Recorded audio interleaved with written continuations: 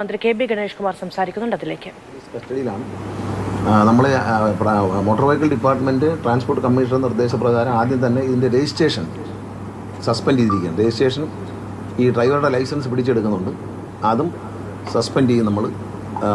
അതുകൂടാതെ രജിസ്ട്രേഷൻ റദ്ദാക്കും. വണ്ടിയുടെ രജിസ്ട്രേഷൻ കണ്ണൂരുള്ള ഒരാളുടെ പേരിലാണ്. ആ ഉടമസ്ഥൻ നോട്ടീസ് കൊടുത്തു കഴിഞ്ഞു. ഈ മദ്യപിച്ചിരിക്കുന്ന രണ്ടുപേർക്കും പോലീസ് കസ്റ്റഡിയിലേക്ക് നോട്ടീസ് ഇപ്പോൾ കൊടുക്കാൻ പറ്റില്ല. എന്നാൽ അവരുടെ ലൈസൻസ് റദ്ദാക്കും. ആദ്യഘട്ടമായിട്ട് അവരുടെ ഈ വണ്ടിയുടെ രജിസ്ട്രേഷൻ സസ്പെൻഡ് ചെയ്യും. അതിനുള്ള നടപടി ഇന്ന് തന്നെ എടുക്കും. തുടർന്ന് രജിസ്ട്രേഷൻ റദ്ദാക്കാനാണ് ഉദ്ദേശിക്കുന്നത്. അതായത് വളരെ ഒരു കരുതിക്കൂട്ടിയുള്ള തെറ്റെന്ന് തന്നെ പറയാൻ പറ്റും. നരഹത്യയാണ്. കാരണം ഇത് അടച്ചു വെച്ചിരുന്ന ബ്ലോക്ക് ചെയ്ത് വെച്ചിരുന്ന റോഡ് ബ്ലോക്ക് ചെയ്ത് വെച്ചിരുന്ന സ്ഥലത്ത് ബാരിക്കേഡ് തകർത്തുകൊണ്ടാണ് ഈ മദ്യപിച്ച വ്യക്തി വണ്ടി ഓടിച്ച് അതിൽ കയറുന്നത്. അവിടെ കിടന്നുറങ്ങുന്നവരെ പുറത്തൂടെ, ഉറങ്ങിക്കിടന്നവരുടെ പുറത്തൂടെ, 2 പിഞ്ചു കുഞ്ഞുങ്ങളടക്കം അവരുടെ പുറത്തൂടെയാണ് വണ്ടി കയറി ഇറങ്ങിപ്പോയിരിക്കുന്നത്. അതുമാത്രമല്ല, ഇത്തരത്തിലുള്ള ഒരു പരിശോധന ട്രാൻസ്പോർട്ട് കമ്മീഷണർ കഴിഞ്ഞ ആഴ്ച തന്നെ ഒരു പദ്ധതി തയ്യാറാക്കിയിട്ടുണ്ട്. തൃശ്ശൂർ, പാലക്കാട് ആ ഭാഗങ്ങളിലുള്ള ലൈൻ ട്രാഫിക് ലംഘനത്തെയും അതുപോലെ ഇത്തരത്തിൽ മദ്യപിച്ചുള്ള യാത്രകളെയും രാത്രികാലങ്ങളിൽ പരിശോധിക്കാൻ ഒരു തീരുമാനം ട്രാൻസ്പോർട്ട് കമ്മീഷൻ എടുത്തിരുന്നു. അത് ഈ അടുത്ത ആഴ്ചയോടെ അത് ഒരു വലിയ ഡ്രൈവായി വരും. നൈറ്റ് രാത്രിയിലൊരു പരിശോധന. വളരെ ഈ ട്രക്കുകൾ, തമിഴ്നാട്ടിൽ നിന്ന് വരുന്ന ട്രക്കുകളും ഇവിടുന്ന് അങ്ങോട്ട് പോകുന്ന ട്രക്കുകളെല്ലാം മദ്യപിച്ച് വണ്ടി ഓടിക്കുന്നതായിട്ടും അതുപോലെ ലൈൻ ട്രാഫിക് ലംഘിച്ച് അശ്രദ്ധമായി വണ്ടി ഓടിക്കുന്ന കാണുന്നുണ്ട്. നൈറ്റ് ഒരു എൻഫോഴ്സ്മെൻറ്റ് പരിപാടി ആലോചിക്കുന്നുണ്ട്. അത് തീരുമാനമെടുത്തിട്ടുണ്ട്. അത് ഈ ആഴ്ചയിൽ തുടങ്ങും. അടുത്ത ആഴ്ചയിൽ എന്തായാലും തുടങ്ങും. ട്രാൻസ്പോർട്ട് കമ്മീഷണറുടെ നേതൃത്വത്തിൽ തന്നെയാണ് ഇത് നടത്താൻ ഉദ്ദേശിക്കുന്നത്. ഞങ്ങൾ നേരത്തെ തന്നെ തീരുമാനിച്ചിരുന്നതാണ്. പക്ഷേ ഇത് ദൗർഭാഗ്യകരമായ സംഭവമാണ്. ഇത് ഡീവിയേഷൻ മറികടന്ന് കയറി അവരെ പുറത്തൂടെ കയറിയതിന് ശേഷം വണ്ടി പിന്നെ 600 മീറ്റർ അകലെ വെച്ച് തൃപ്രയാർ ക്ഷേത്രത്തിൽ ഉത്സവം നടക്കുന്നുണ്ടായിരുന്നു. അപ്പോൾ ഉത്സവം ഉള്ളതുകൊണ്ട് ഒരുപാട് ജനങ്ങൾ അവിടെ ഉണ്ടായിരുന്നു. അവരാണ് ഈ വണ്ടി തടഞ്ഞു നിർത്തിയത്. അല്ലെങ്കിൽ വണ്ടി ഒരുപക്ഷെ നിർത്താതെ വിട്ടുപോകുമായിരുന്നു. അതായിരുന്നു ഈ ഡ്രൈവറുടെ പ്ലാൻ. ഒരു 600 മീറ്റർ അപ്പുറത്ത് വെച്ച് വണ്ടി തടയുകയും അവരാണ് കണ്ടത് ഈ ക്ലീനറാണ് വണ്ടി ഓടിച്ചതെന്ന്, ഡ്രൈവറല്ല, ക്ലീനറാണ് വണ്ടി ഓടിച്ചതെന്നുള്ള അവർ ദൃക്സാക്ഷികളുണ്ടായിരുന്നു. വണ്ടി തടഞ്ഞു നിർത്തിയവരെയാണ് അത് കണ്ടുപിടിച്ചത്. ഇയാളുടെ ഉദ്ദേശം വിട്ടുപോകുക എന്നുള്ളതായിരുന്നു തോന്നുന്നു. ഏതായാലും നാട്ടുകാരത് പിടിച്ചു നിർത്തി. വളരെ ദൗർഭാഗ്യകരമായ സംഭവമാണ്. ഇക്കാര്യത്തിൽ മോട്ടോർ വാഹന വകുപ്പ് കർശനമായ നിലപാടെടുക്കും. ഇപ്പോൾ തന്നെ RC ബുക്ക് സസ്പെൻഡ് ചെയ്യുന്നുണ്ട്, രജിസ്ട്രേഷൻ, അതുപോലെ ലൈസൻസ് പോവും, പിന്നെ പെർമിറ്റും പോവും. RC ബുക്ക് നമ്മൾ പിന്നെ ലൈസൻസ്, രജിസ്ട്രേഷൻ പരിപൂർണമായിട്ട് റദ്ദാക്കാനാണ് ഉദ്ദേശിക്കുന്നത്. വളരെ അശ്രദ്ധമായൊരു നടപടിയാണത്. വളരെ എല്ലാവരും ശ്രദ്ധിക്കേണ്ട ഒരു കാര്യം, ഇത്തരത്തിൽ റോഡിൻ്റെ ഭാഗങ്ങളിൽ കിടന്നുറങ്ങാതിരിക്കാൻ ശ്രദ്ധിക്കണം. അപ്പോൾ ഇന്ന് ട്രാൻസ്പോർട്ട് കമ്മീഷൻ തന്നെ പോലീസിനൊരു കത്ത് നൽകുന്നുണ്ട്. ഇത്തരത്തിൽ റോഡ് സൈഡിൽ എവിടെയെങ്കിലും ആളുകൾ കിടക്കുന്നുണ്ടെങ്കിൽ അവരെ മാറണം. 2 ദിവസം മുമ്പ് ഞങ്ങൾ അറിയാൻ കഴിഞ്ഞത് പ്രാഥമിക അന്വേഷണത്തിൽ അറിയാൻ കഴിഞ്ഞ പോലീസ് സ്ഥലത്തെ SI 2 ദിവസം കൂടെ ഇവരുടെ ഇവിടുന്ന് മാറണം, അവിടെ കിടക്കാൻ പാടില്ല എന്ന് പറഞ്ഞു എന്നാണ് പറഞ്ഞത്. ഇത് പക്ഷേ വണ്ടി ചെന്ന് കയറിയത് അശ്രദ്ധമായിട്ടാണ്. ഡിവൈഡർ തകർത്താണ് പോയിരിക്കുന്നത്. ബ്ലോക്ക് ചെയ്തിരുന്ന സ്ഥലത്താണ് അവർ കിടന്നത്. പക്ഷേ റോഡിൽ കിടക്കാൻ പാടില്ല. നമുക്കറിയാം, ഇപ്പോൾ ഈ നാട്ടിൽ കുറുവാ സംഘമൊക്കെ വന്നിട്ട് ചില പ്രശ്നങ്ങളുണ്ട്. അപ്പോൾ അതുകൊണ്ട് ഇത്തരത്തിൽ ആളുകൾ വന്ന ഓരോ സ്ഥലത്ത് തമ്പടിക്കുന്നതിനെതിരെ പോലീസ് ആക്ഷൻ എടുക്കുന്നു. ഇതുമായി ബന്ധപ്പെട്ടല്ലെങ്കിൽ പോലും പോലീസ് ഒരു ആക്ഷൻ എന്നുള്ള നിലയിൽ 2 ദിവസം മുമ്പേ പോലീസ് ഇവരോട് ആവശ്യപ്പെട്ടിരുന്നു എന്നാണ് ട്രാൻസ്പോർട്ട് കമ്മീഷണർക്ക് കിട്ടിയ പോലീസിൽ നിന്നുള്ള റിപ്പോർട്ട്.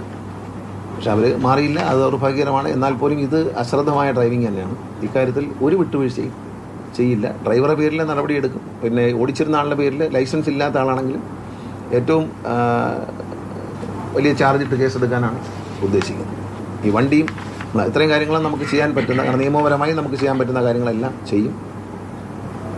പിന്നെ അവർക്ക് എന്തെങ്കിലും ഒരു സഹായം കൊടുക്കുന്ന കാര്യത്തെക്കുറിച്ച് ബഹുമാനപ്പെട്ട മുഖ്യമന്ത്രിയുമായി ആലോചിച്ച് എന്താണ് അവർക്ക് ചെയ്യാൻ പറ്റുന്ന സഹായമെന്ന് മുഖ്യമന്ത്രിയുമായിട്ട് സംസാരിച്ചിട്ട് അത് മന്ത്രിസഭാ യോഗത്തിൽ മാത്രമേ തീരുമാനിക്കാൻ കഴിയണം. മോട്ടോർ വാഹന വകുപ്പിന് അത്തരത്തിൽ ഒരു സഹായം ചെയ്യാനുള്ള വകുപ്പില്ല. അതുകൊണ്ട് മുഖ്യമന്ത്രിയുമായി ആലോചിച്ച് മന്ത്രിസഭാ യോഗത്തിൽ പരിഗണിച്ചതിന് ശേഷം തീർച്ചയായിട്ടും അവർക്കൊരു സഹായം ചെയ്യുന്ന കാര്യം നമ്മൾ നടപ്പിൽ വരുത്തും. ഈ വാഹനം ഓവർ സ്പീഡായിരുന്നു, അങ്ങനെ എന്തെങ്കിലും നിങ്ങളുടെ ക്യാമറകളിൽ കിട്ടുകയോ അങ്ങനെ എന്തെങ്കിലും റിപ്പോർട്ടുകൾ ലഭിച്ചിട്ടുണ്ടോ? ഈ വാഹനവുമായി ബന്ധപ്പെട്ട് കണ്ടവരെല്ലാം പറയുന്നത് റൂട്ട് മൊത്തം നമ്മൾ ക്യാമറാസ് എക്സാമിൻ ചെയ്യുന്നുണ്ട്. അതെ, എല്ലാ റൂട്ടിലും ക്യാമറ പരിശോധിക്കുന്നത്. അതുകൂടെ ദൃക്സാക്ഷികൾ പറയുന്ന വണ്ടി ആദ്യം തന്നെ മദ്യപിച്ച നിലയിലാണ് വണ്ടി ഓടിച്ചിരുന്നത്. ഒരു റാഷ് ഡ്രൈവിംഗ് ആയിരുന്നു. ഡ്രങ്കൻ ഡ്രൈവറാണ് മൊത്തം. തുടക്കത്തിൽ തന്നെ അവർ മദ്യപിച്ചാണ് വണ്ടി ഓടിക്കുന്നത്. 2 പേരും ആരാണ് മാറി ഓടിച്ചത് ക്യാമറ എല്ലാം പരിശോധിക്കുന്നുണ്ട്. ഇവരെ കണ്ട ആളുകൾ, വണ്ടി കടന്നുപോയ ആളുകൾ പറയുന്നത് ഈ വണ്ടി മദ്യപിച്ച് തന്നെയാണ് തുടക്കം തൊട്ടേ വളരെ റാഷായിട്ടാണ് വണ്ടി ഓടിച്ച് വന്നതെന്ന് പറയുന്നത്. സേഫ് കേരള പദ്ധതിയൊക്കെ ശക്തിപ്പെടുത്താൻ വേണ്ടി ഒരു തീരുമാനിച്ചു. ഇപ്പോൾ ഈ ശബരിമല സീസൺ കൂടെ വന്നു, ഉദ്യോഗസ്ഥരെ അങ്ങോട്ട് നിയോഗിച്ചിട്ടുണ്ട്. ഈ സാർ പറയുന്ന ഈ രാത്രി പരിശോധനയ്ക്ക് വേണ്ട ഉദ്യോഗസ്ഥരുടെ എണ്ണം ഒക്കെ വന്നിട്ടുണ്ട്. ഉള്ള ഉദ്യോഗസ്ഥരെ വെച്ച് DC ഒരു ഓപ്പറേഷൻ നടത്തും. കാരണം അത് നമ്മൾ എല്ലാ സ്ഥലത്തും വിട്ടില്ല. എൻഫോഴ്സ്മെൻറ്റിലെ ഉദ്യോഗസ്ഥന്മാരെയാണ് കൂടുതലും ഇപ്പോൾ നമ്മൾ വിട്ടത്. പക്ഷേ ഓഫീസിലെ ഉദ്യോഗസ്ഥന്മാരുണ്ട്, അവരെയും കൂടി വെച്ച് ഒരു രാത്രി പരിശോധന TCയുടെ നേതൃത്വത്തിൽ നടത്താൻ തീരുമാനിച്ചിട്ടുണ്ട്. ഉദ്യോഗസ്ഥന്മാരെ നമ്മൾ അവയിലാവും. പകൽ ഓഫീസ് ഉണ്ടെങ്കിലും അവരെ സ്പെഷ്യൽ ഡ്യൂട്ടി ആയിട്ട് രാത്രിയിൽ എടുക്കാനാണ് ഉദ്ദേശിക്കുന്നത്. രാത്രി കാലങ്ങളിലാണ് നമ്മൾ ഈ ഹൈവേയിൽ ഏറ്റവും കൂടുതൽ അപകടങ്ങൾ ഉണ്ടാകുന്നത്. പിന്നെ ഈ ലൈൻ ട്രാഫിക് പാലിക്കുന്നില്ല. ഇപ്പം നമ്മൾ വെറുതെ ഒരു ഈ ലൈനുള്ള ഇപ്പം 4 വരി പാത അല്ലാത്തൊരു സ്ഥലത്ത് കണക്കെടുക്കും. നിങ്ങൾ തന്നെ ഇവിടുന്ന് കൊട്ടാരക്കര ഭാഗത്തേക്ക് MC റോഡിൽ യാത്ര ചെയ്യണം. രാത്രി പോയി കഴിഞ്ഞാൽ, രാത്രി എന്നല്ല പകലെന്നില്ല, എല്ലാവരെയും നടുവിലുള്ള ഇന്നലെ ഒരു ഡിസ്കഷൻ വളരെ സീരിയസ് ആയിട്ട് ഇവിടെ നടത്തിയതാണ്. ട്രാൻസ്പോർട്ട് കമ്മീഷണറും എല്ലാവരും കൂടി ചേർന്ന് ഞങ്ങളൊരു ആലോചന നടത്തി. കാരണം എന്ന് വെച്ചാൽ ഈ എല്ലാ വണ്ടികളും റോഡ് സേഫ്റ്റി അതോറിറ്റി കമ്മീഷണറും ഉണ്ടായിരുന്നു. ഞങ്ങളിത് സംസാരിച്ച പ്രധാന കാര്യം എന്ന് വെച്ചാൽ ഈ ലൈൻ ലംഘിച്ചുകൊണ്ട് നമ്മളിവിടുന്ന് MC റോഡിൽ കൂടെ പോയാൽ തന്നെയും 2 വരിയേ ഉള്ളെങ്കിലും ആ എല്ലാ വണ്ടിയിലേക്കും പല വണ്ടികളും വണ്ടിയുടെ വലതുവശത്തെ വീല് ലൈനിൽ പിടിച്ചാണ് പോകുന്നത്. അപ്പോൾ ട്രാൻസ്പോർട്ട് കമ്മീഷൻ തന്നെ പറഞ്ഞൊരു പോലീസിലെ ഡ്രൈവർ അദ്ദേഹത്തോട് പണ്ട് പറഞ്ഞു, സാറേ ഇങ്ങനെയാണ് സിനിമയിലൊക്കെ ഇങ്ങനെയാണ് കണ്ടിട്ടുള്ളത്, ഈ വരയിൽ കൂടെ പോകണമെന്നാണ്.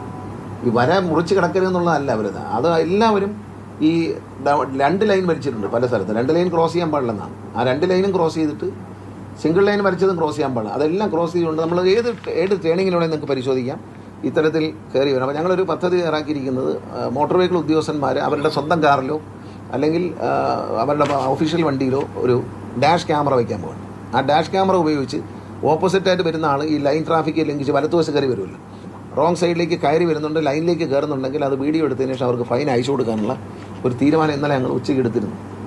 കാരണം വളരെ ഫാസ്റ്റായിട്ട്, പ്രത്യേകിച്ച് ശബരിമല സീസണായി കഴിയുമ്പോൾ നമ്മൾ വളരെ സാധാരണ ഞാൻ കൊട്ടാരക്കര, തിരുവനന്തപുരം, പത്തനംതിട്ട ആ ഭാഗത്തേക്ക് പറഞ്ഞു. ആ റോഡിലെല്ലാം വലതുവശത്തൂടെ വണ്ടികൾ വളവെടുക്കുന്ന, പ്രത്യേകിച്ച് തമിഴ്നാട്ടിൽ വരുന്ന വണ്ടികളും നമ്മുടെ വണ്ടികളും, കൂടുതലും തമിഴ്നാട്ടിൽ വരുന്ന വണ്ടികൾ വളരെ ഫാസ്റ്റായിട്ട് റൈറ്റ് സൈഡ് കയറി വരികയാണ്.